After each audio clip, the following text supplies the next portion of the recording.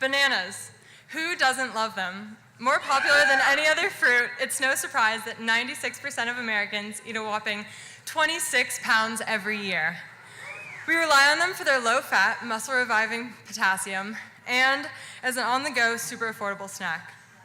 I mean, who couldn't love them? They're shaped like a giant smile.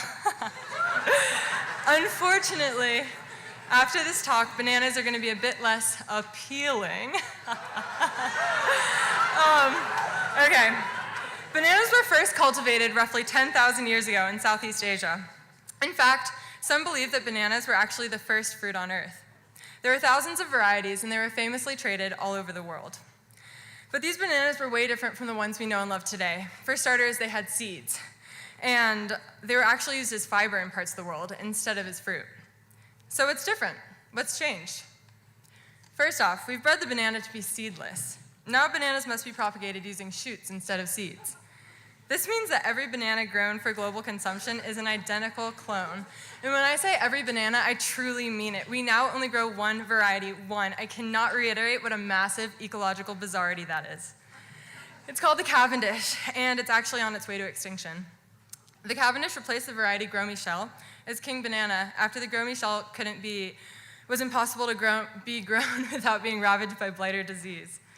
So because the Cavendish is grown in massive monoculture, and because the clones are so supremely susceptible to death and disease, the Cavendish receives an extra scary, extra grande dose of chemicals to keep them from following in the footsteps of their forefathers, the Gros Michel. We're talking the bad, the bad, and the ugly. DDT, dieldrin, Mirex, paraquat, heptachlor, DBCP, and over 400 other super toxic agrochemicals. What's more is that every single bunch of bananas is grown in these plastic bags, which have been impregnated with these chemicals. And you guessed it, the bags are not recycled.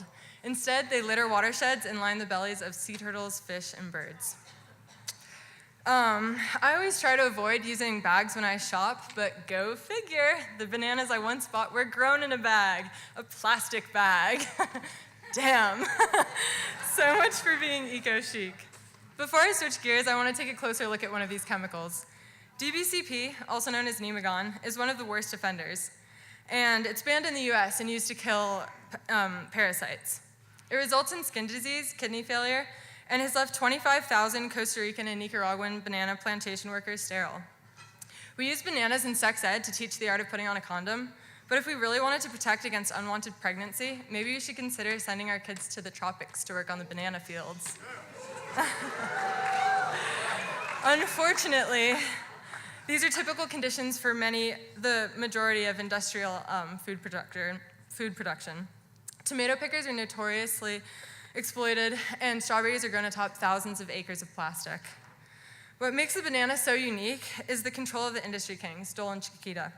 They effectively own many of the nations that grow these bananas, and they have more disposable money than these nations' annual GDP. So when we understand that, their power becomes clear. It's not unusual to have hand-picked banana-friendly presidents. For example, in Guatemala, they're still recovering from a 40-year civil war that resulted in thousands of people dead, hundreds of thousands of people. It's known as the Silent Holocaust. Or we could look at the Banana Massacre, a name chosen to describe the outright slaughter of Colombians in 1928. Protesters were striking for better working conditions, and they were open-fired upon. Thousands of people died. This was backed by the CIA at Chiquita's request. In the past month alone, Chiquita was criticized for spending hundreds of thousands of dollars to block the 9/11 victims bill. Why? The bill promised to make liable anyone who had funded terrorists, and Chiquita definitely made the short list. Doles know better. In fact, they effectively manipulated the US justice system to throw out the class action lawsuits of the Nicaraguan workers who had been sterilized by DBCP in the 70s.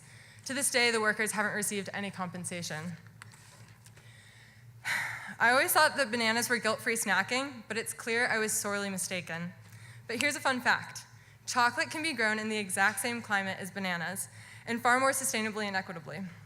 What's more, a bar of chocolate can provide your full day's value of potassium. A banana only provides 13%. That's like 2 bites of chocolate. So if I live to be 80 and I choose my guilt wisely, chocolate over bananas, I will be keeping 2,000 pounds of bananas off the market. That's a ton. Literally.